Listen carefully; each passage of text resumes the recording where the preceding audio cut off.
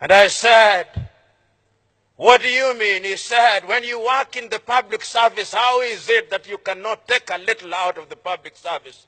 And I told him, you are not a fish, and if you are a fish, close your mouth when you are swimming.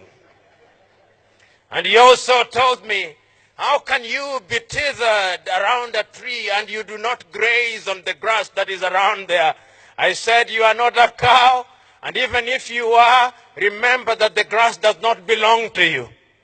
There is no shortage of attempts at rationalizing corruption in Africa, and there is no way in which we are going to fight corruption without changing people's behavior.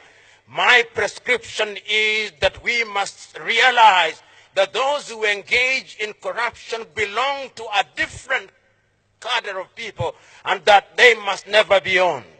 The culture in many African countries that if a thief is from your tribe, you say, yes, we know he's a thief, but he's our thief, must stop.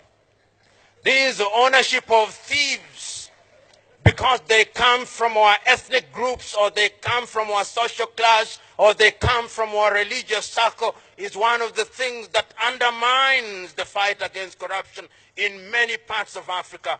We must therefore create an environment where those who engage in graft do not have places of refuge in their ethnic groups. We must not create an environment where when we punish people because they have engaged in graft, we then give them protection because they come from our tribes. It is a problem that is going to persist in a country such as Nigeria, but it is only through the legislature, which comprises people from all parts of Nigeria, that we can ensure that these thieves are not given the oxygen to breathe so that they can suffocate through their iniquities.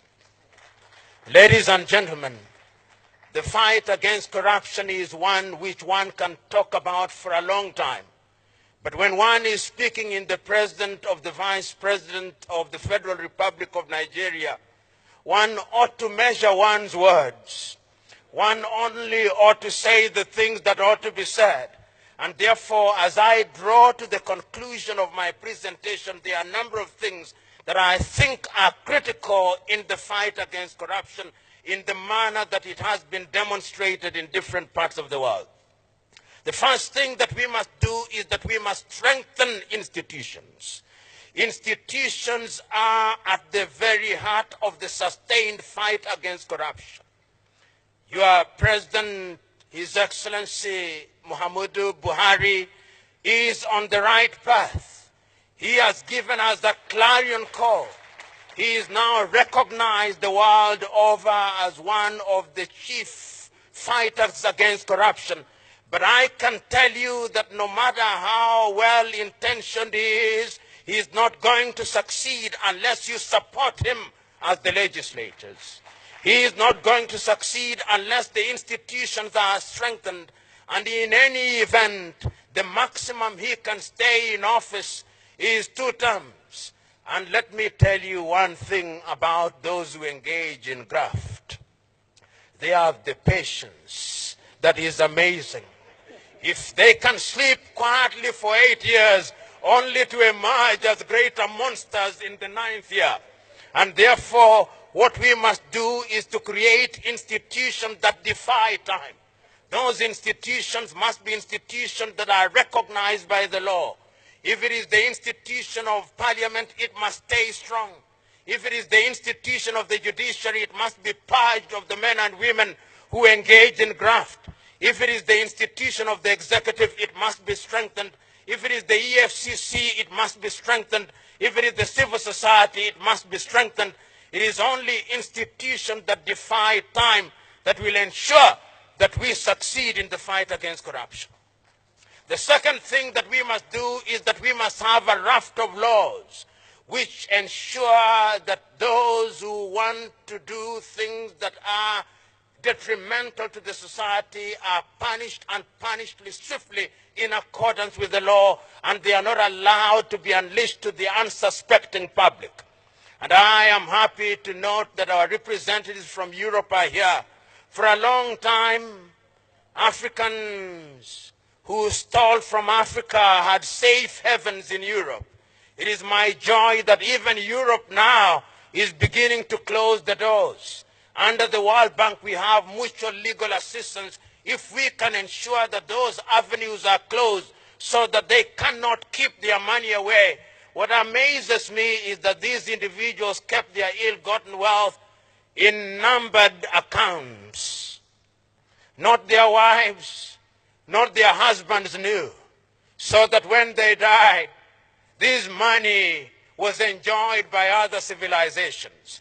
We must now ensure that those who serve in the public service do not hold accounts outside of this country. If they love this country so much that they serve her, why is it that they do not have faith in having their money in this part of the world? These are things that can only be done if we have sound laws. The third thing is that we must look at our education system. What are we teaching in the 143 universities in Nigeria? What are we teaching in our high schools? Are we teaching our young men and women that you can be celebrated simply because you have acquired wealth without a source being given? We must interrogate our curriculum, and we must involve everybody, religious leaders, traditional leaders, because how can it be that amongst the various peoples of Nigeria, you would not allow your daughter or your son to marry a thief who has stolen a goat, but a thief who has stolen naira is celebrated? We must give the goat and the naira equal value because he's a thief, is a thief. Lastly, I have no doubt in my mind that we must introduce hygiene in our politics. The day we introduce hygiene in our politics, so that our men and women who seek public office are men and women of integrity, so that our men and women who seek public office finance their campaigns in a clean manner, we will never succeed. I've always been amazed in many African countries that a person who, upon being elected, if he is a Nigerian, for 5 years will earn no more than 30 million naira, is prepared to spend 1 billion naira to go into public office. There must be something that they see that we, the electorate, do not see. And that thing is the ability and the opportunity to privatize public wealth. The day we introduce hygiene in our politics, the day we deal with the financing of our politics, that is the day that we will begin to sanitize our country, and that is the day that Nigeria will begin to be a great country. I look forward to the day, therefore, that corruption will be an exception rather than the rule. I look forward to the day, therefore, when the laws that we are enacting will be laws that will be observed.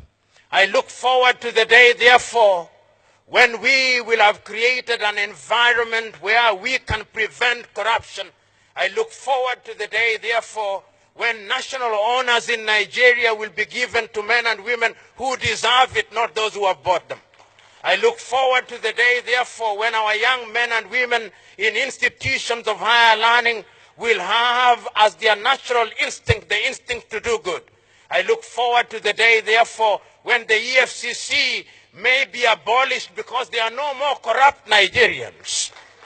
I look forward to the day, therefore, when all these laws will have their pride of place. I look forward to the day, therefore, when the protocols of Africa and when the laws of Africa will be in the Museum of History because corruption will have been eliminated. I look forward to the day when we will be able to say, like the man in the Bible, corruption, where is thy sting? Corruption, where is thy sting? God bless you.